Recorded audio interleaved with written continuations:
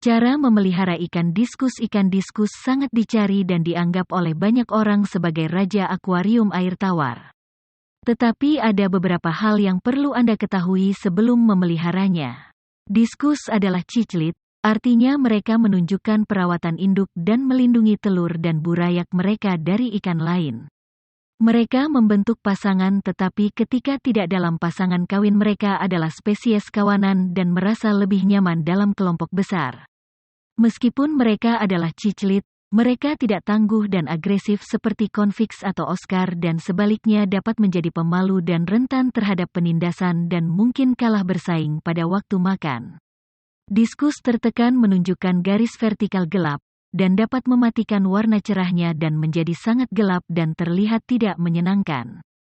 Meskipun mereka adalah ikan komunitas dan aman dengan ikan kecil, tangki komunitas yang berisi diskus hanya berfungsi jika persyaratan yang dibutuhkan diskus terpenuhi terlebih dahulu dan terutama.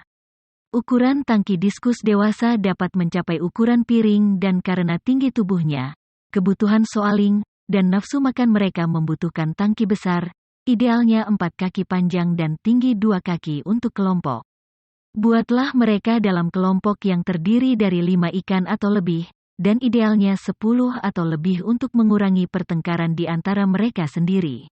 Sepasang kawin dapat disimpan dalam tangki yang lebih kecil dan peternak seringkali memelihara pasangan dalam tangki kubus 18.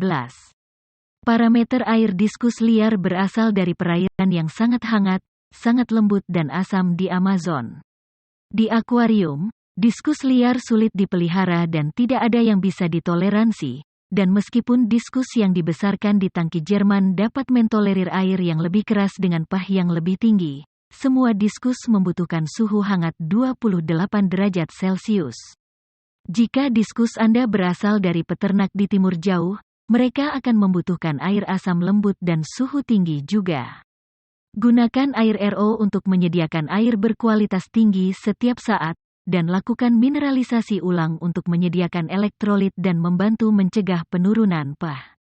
Kualitas air akuarium diskus harus disaring dengan baik dengan filter biologis yang besar, tetapi mereka tidak menyukai aliran air yang kuat sehingga membelokkan saluran keluar filter ke kaca tangki.